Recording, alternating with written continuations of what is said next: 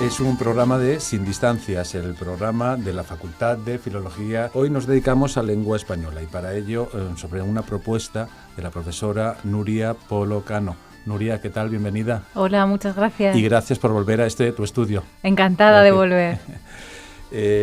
Nuria Polo, que es profesora de lengua española en la Facultad de Filología de la UNED, propuso un programa muy bien recibido por mí porque me parece muy interesante. El título lo voy a desvelar ya, si te parece, aunque claro. Luego hablemos de los compañeros que nos acompañan, ¿te parece? De acuerdo. El título es Frontera España-Portugal, preservación de un patrimonio lingüístico.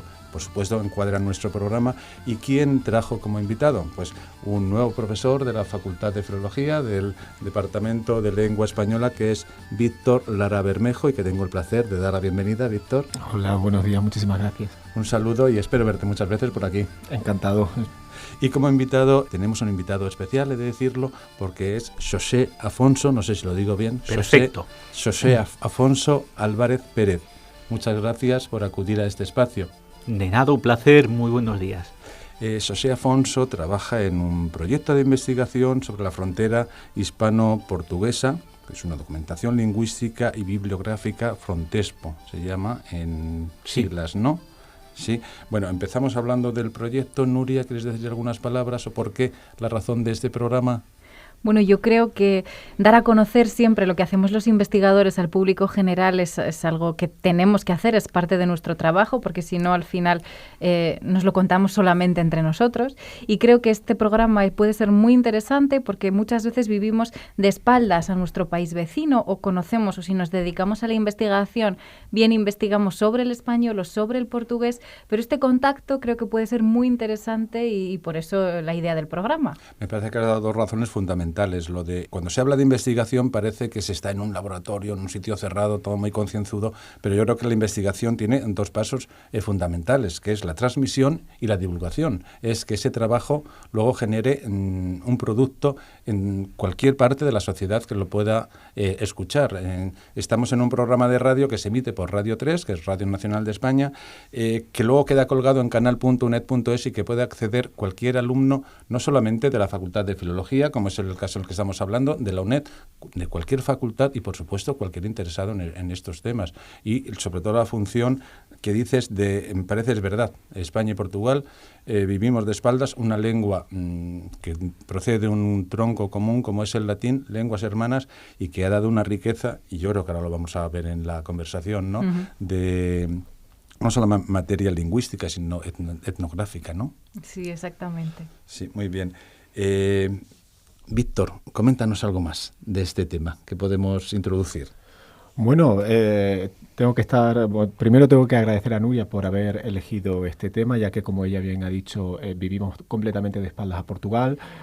Yo, si se me permite, voy a hablar casi de una manera casi sentimental, porque yo provengo de Badajoz, que está justo en la frontera, y en Badajoz nunca ha pasado, por lo menos desde que yo tengo recuerdo, eso que pasa en el resto de España, o por lo menos fuera de la raya, ¿no?, de la frontera entre España y Portugal, y es que nunca hemos vivido de espaldas a Portugal. Todo lo contrario. O sea, el contacto con Portugal ha sido continuo, de la manera más trivial y menos trivial, desde irse a tomar un café, desde irse a comer, desde irse de compra, desde incluso mirar algún tipo de chalet para la playa, de todo. Y además es recíproco. Uno va, por lo menos ahora, por Badajoz, y la mitad de la población ya puede ser portuguesa, no solo de paso, sino también incluso viviendo. Entonces, la verdad, es bastante llamativo. A mí, por lo menos, me llama la atención, quizá por ser de donde soy, que el resto de España o el resto de...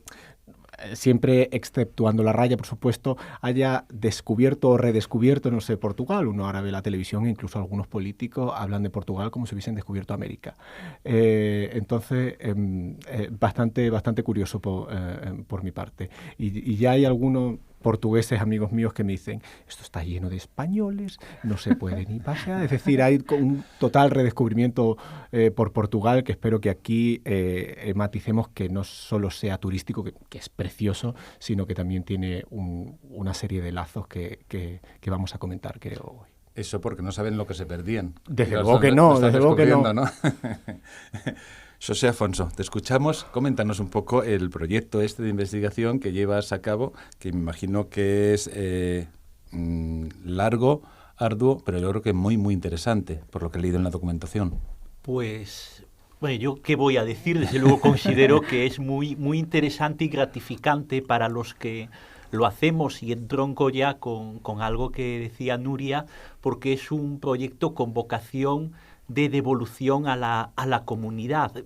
La comunidad, entendiendo, como bien decías antes, lo general, la gente que nos puede estar escuchando, pero también las propias comunidades de frontera, porque muchas veces sucedía que la gente iba, hacía sus investigaciones, eso luego se publicaba o no en atlas lingüísticos, en revistas, y ellos nunca más volvían a saber de ello, y nuestro proyecto, y en eso decía pues que es gratificante para nosotros, vemos que tiene muy buena acogida en las comunidades. Nosotros lo vamos divulgando ahora, afortunadamente hay Facebook y Twitter, y lo dejamos en el grupo de amigos de Herrera de Alcántara, y dejamos ahí noticias de hemos subido estas grabaciones, y la gente lo comenta y lo ve.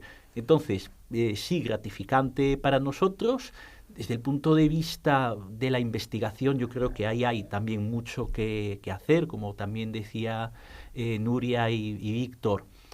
Vivimos de espaldas uno al otro y nos encontrábamos con muchos estudios que se paraban en la frontera, investigaban la lengua y parecía como que el límite político era un muro, ¿no? El muro de Trump, no podemos pasar, ¿no?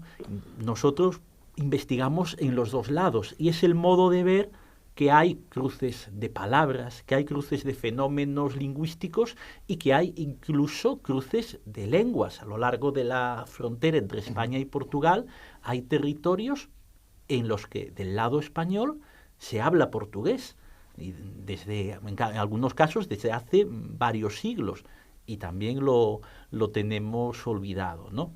Yo creo que, bueno, como presentación, porque si no seguiría hablando, creo que ya está bien. No he comentado al principio, al presentar al profesor José Afonso, que él es profesor, investigador principal, investigador Ramón y Cajal en el Departamento de Filología, Comunicación y Documentación de la Universidad de Alcalá de Henares. ¿Es así? Sí, efectivamente. Que anteriormente trabajó también en las universidades de Lisboa y Santiago de Compostela. O sea que ya tiene un bagaje también como para hablar desde los dos lados. Has hablado de raya. Se le llama raya, no sé si es un término como coloquial en el que utilizamos, en el que todos coincidimos.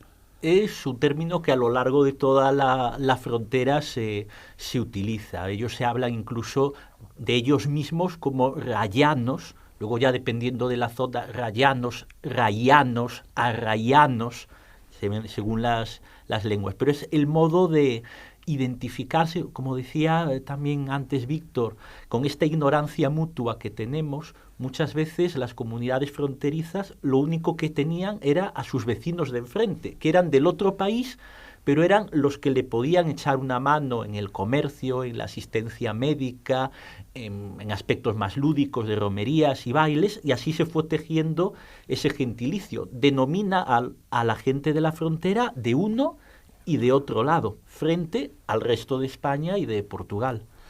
¿Cómo se lleva a cabo? Vamos a profundizar un poco más en el trabajo, porque claro, haciendo la línea imaginaria, la raya va desde Galicia hasta Ayamonte, hasta el sur, Andalucía. Entonces imagino que para hacer el trabajo de campo, el trabajo de contacto, será una labor, he dicho, ardua y larga. Yo creo que me he quedado corto, además de interesante, por supuesto, José Afonso. ¿Cómo se va llevando a cabo? Pues sí, son más de 1.200 kilómetros de frontera. Entonces, bueno, el proyecto tiene varios componentes. Lo que es el trabajo de campo en sí, el corpus oral, se hizo la primera fase en los años 2015 y 2016, y como efectivamente no podíamos cubrirlo todo, elegimos hacer 9 zonas. Y bueno, pues vamos a lo largo del territorio, procurando que estén representadas pues todas las provincias españolas y los distritos portugueses. Aquí entrevistamos pues normalmente eran 4 localidades en cada zona, 2 de cada lado, y buscando que estuviesen muchas veces representadas lo que llamamos localidades espejo, que son aquellas que se crean casi encima de la propia frontera y que tienen una relación muy, muy estrecha una con otra, porque a veces hay 3, 4, 5 kilómetros de distancia. Entonces hicimos en total 64 localidades, recogimos un corpus de casi 300 horas de grabación, la mayoría en vídeo, y ahora poco a poco lo vamos editando. Ya en nuestra página web www.frontexpo.org está pues, una cuarta parte más o menos de esa grabación. Bueno, he hecho en falta que hable la parte de la lengua española, porque tanto Nuria como Víctor, ahora somos nosotros los del otro lado. Sí, completo. Desde luego el invitado y el protagonista, yo creo, sin duda es José Afonso, por supuesto, tiene esa categoría, pero me gustaría, ¿cómo veis vosotros este proyecto de investigación, cómo se aporta desde la parte de la lengua española? Bueno, a mí me parece completamente pionero y era completamente necesario, porque como decía José, es imposible evaluar, entender alguno de los cambios del español, ya sea contemporáneo o a lo largo de los siglos, sin compararlo con el portugués. Es decir, cuando uno hace una investigación sobre qué pasa lingüísticamente, y seguramente en otros ámbitos, ya sea social, histórico, etcétera, pero ya que estamos hablando de lingüística, qué pasa lingüísticamente en el español, por lo menos peninsular, es decir, de la península ibérica, es imprescindible ver qué pasa también en el portugués, porque mucho de lo que pasa solo se puede entender si combinamos el estudio de las dos lenguas.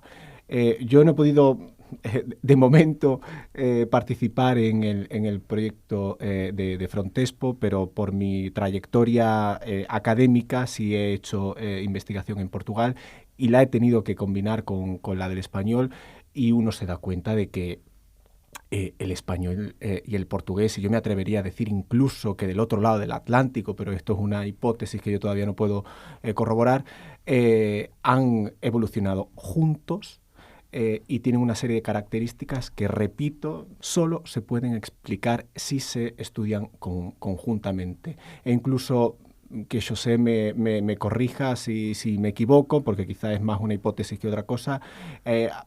Hay una línea divisoria imaginaria entre cómo se habla en Portugal del centro norte a cómo se habla en Portugal en el centro sur.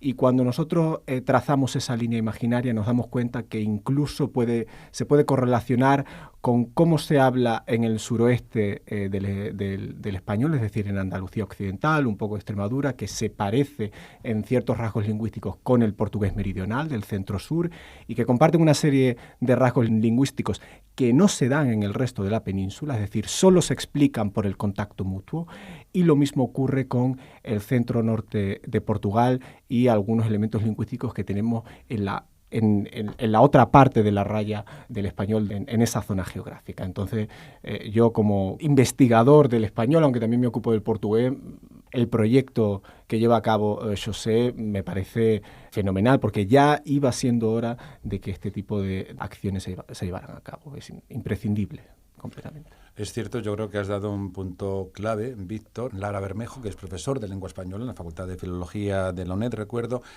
has comentado que, claro, son dos lenguas hermanas porque proceden del latín, que han convivido juntas, y las dos han traspasado el Atlántico, es cierto. Entonces la evolución se puede ver de forma distinta, o cómo ha sido el portugués en Brasil, o cómo ha sido el español en toda América Latina, pero es cierto que las dos lenguas en contacto, que han seguido manteniéndose, la evolución ha tenido unas características similares, como has comentado. Sí, completamente. Uno puede ver una serie de cuestiones, voy a barrer para casa, con perdón de la expresión. Si uno se fija en los tratamientos, es decir, si utiliza usted, tú, etcétera, en el portugués, se da cuenta de que lo que sucede en Brasil actualmente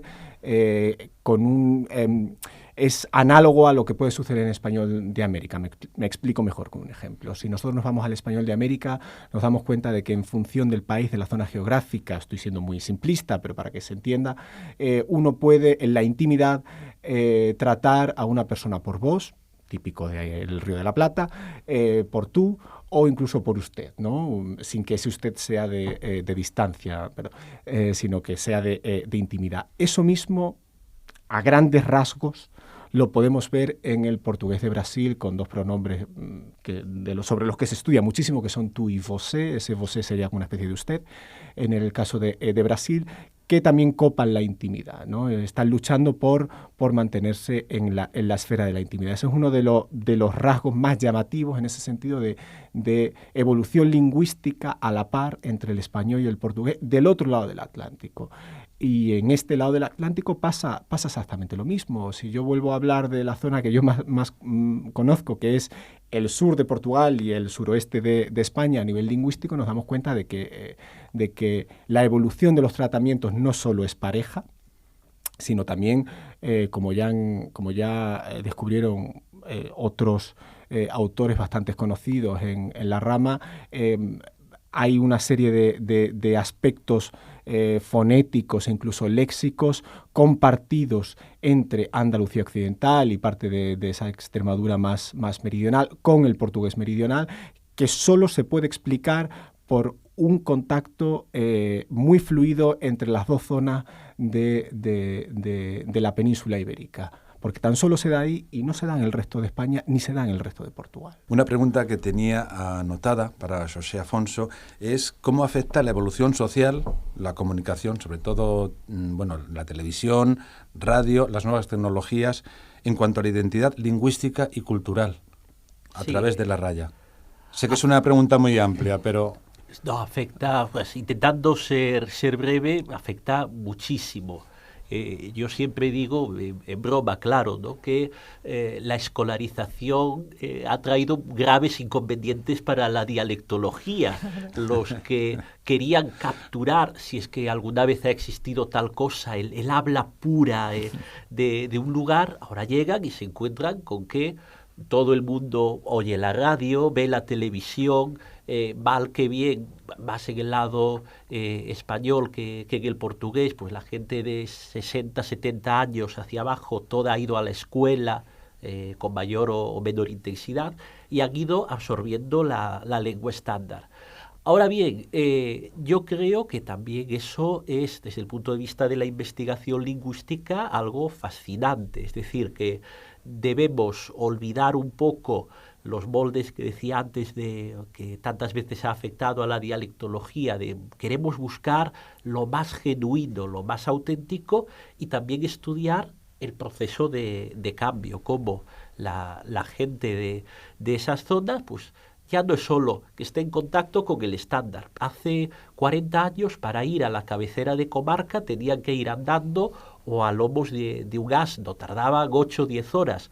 Hoy cogen el coche y en 10-15 minutos están comprando en el supermercado. O sea, están expuestos a la variedad dialectal de la zona la más prestigiada. Pero además están expuestos al portugués de sus vecinos, al portugués dialectal y al portugués estándar, porque también pues, pueden oír la radio portuguesa o hacer un poco más de turismo por Portugal. Entonces hay todo ese cruce que es también fascinante poder documentar y estudiar.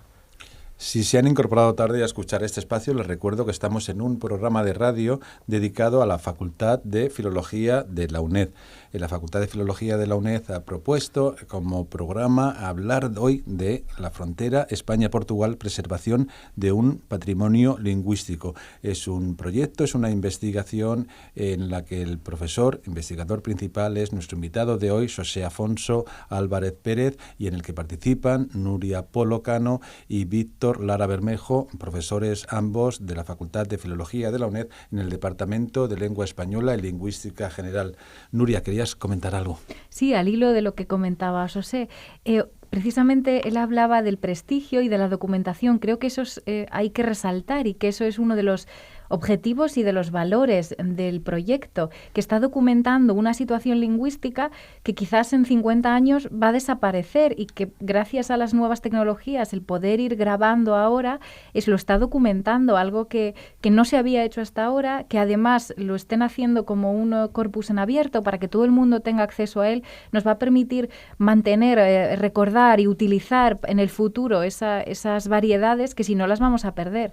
Y como otra gran idea del proyecto creo que es que también estáis prestigiando esas variedades que me imagino que los propios informantes cuando vais a las casas a grabar os lo dirán, que vosotros vais a grabar cómo hablan ellos y muchas veces os dirán, no, yo hablo mal, no quiero hablar.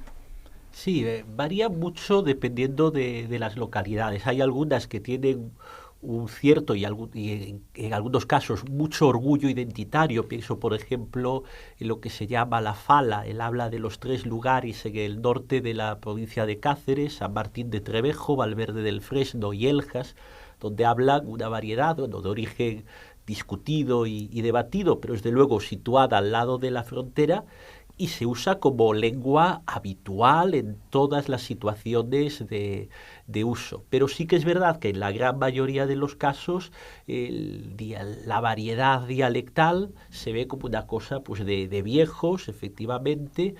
Dentro de las comunidades hay tensiones, porque a veces hay personas que quieren recuperarlo y revitalizarlo, pero se encuentran con un muro por parte de sus convecinos.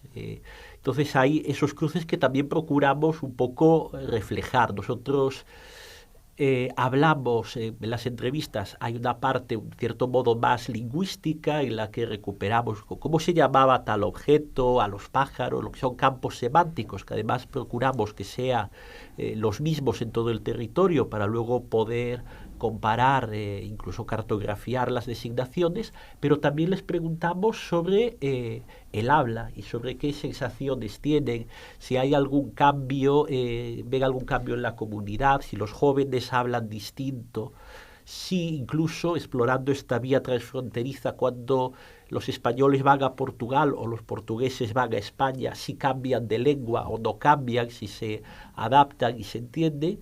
Y bueno, pues quizás no tanto como nos gustaría. Siempre luego cuando oímos la entrevista digo, qué pena, podíamos haber tirado más por ahí, pero están saliendo cosas interesantes. La verdad que ya no sé si se entraría en el plano de la sociología o la sociolingüística, ¿no? Lo que habla el profesor José Afonso, pero yo creo que además de interesante como documento de ahora es lo que decía Nuria, que además las nuevas tecnologías ayudan muchísimo ahí, el grabar la voz, ¿no? La fonética, las inflexiones y yo creo que un poco también el contorno de la sociedad. Me imagino que los problemas, se habla mucho últimamente de la España vaciada, imagino que eso será también recíproco en la otra parte de la raya, ¿no? Las poblaciones. Tú has comentado también, José Afonso, cómo se relacionaban.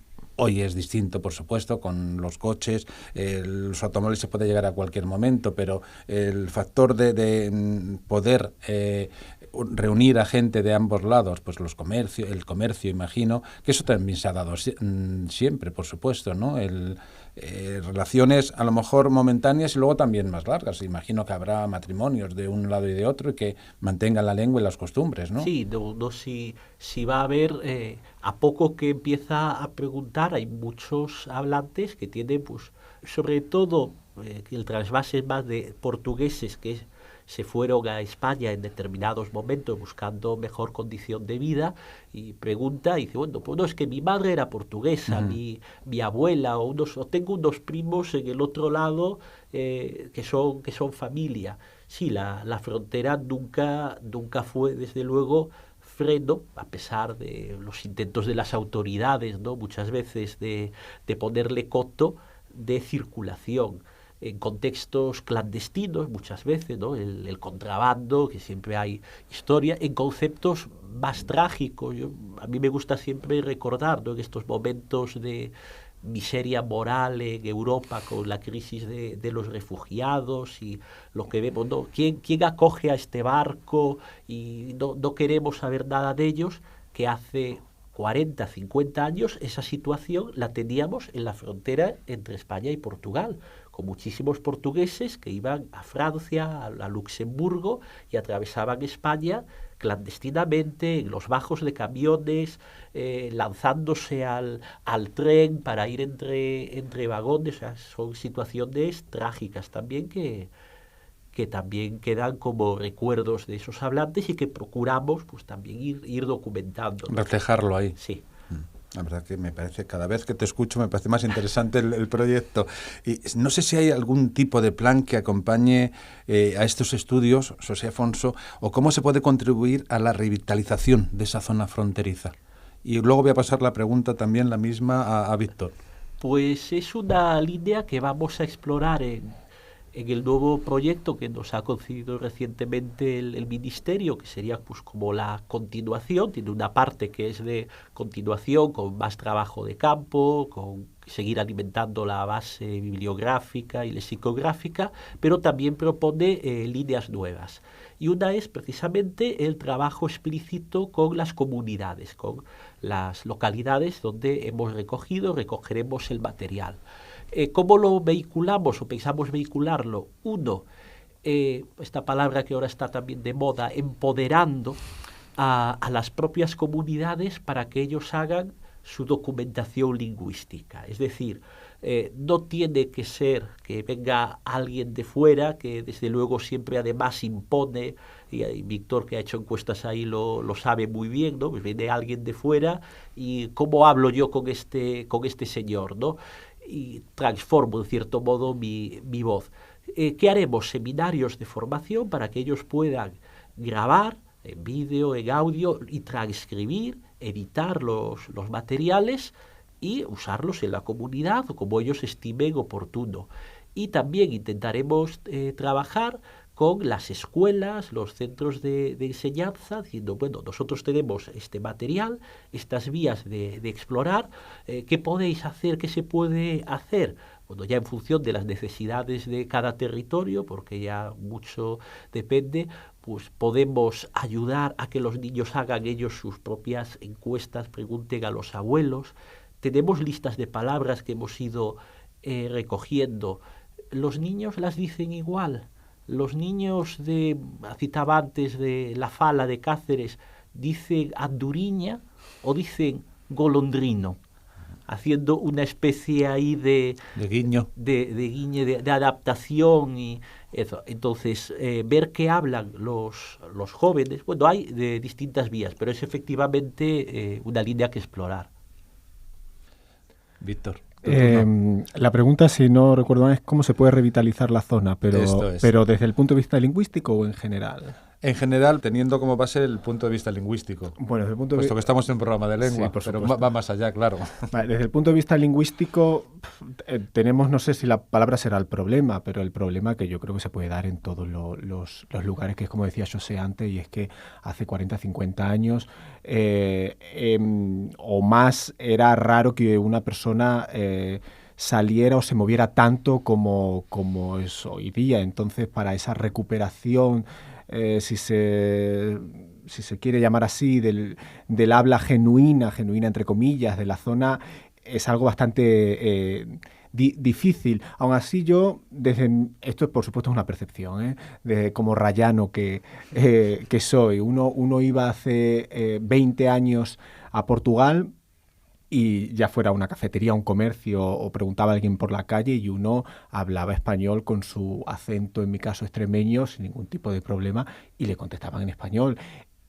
Ahora no tanto, de tal manera que uno, aunque pregunte en español, le pueden contestar en portugués y uno tiene que hacer el esfuerzo de entender el portugués, porque entre otras cosas la inteligibilidad entre los dos idiomas es bastante, aunque es mucho más favorable para un portugués entender el español de manera oral que viceversa, ¿no? Y luego hay un repunte, por lo menos en el caso de Badajoz, yo repito que hablo en este caso más sentimental, de muchísima gente que por lo menos en la escuela de idiomas se apunta a portugués porque entiende que tiene una deuda pendiente con el otro lado de la raya para que estén por lo menos en igualdad de condiciones. Entonces, desde el punto de vista lingüístico, lo de recuperar va a ser difícil por lo que decía antes, esa movilidad. Desde una perspectiva más general, casi que me voy a callar, porque cuando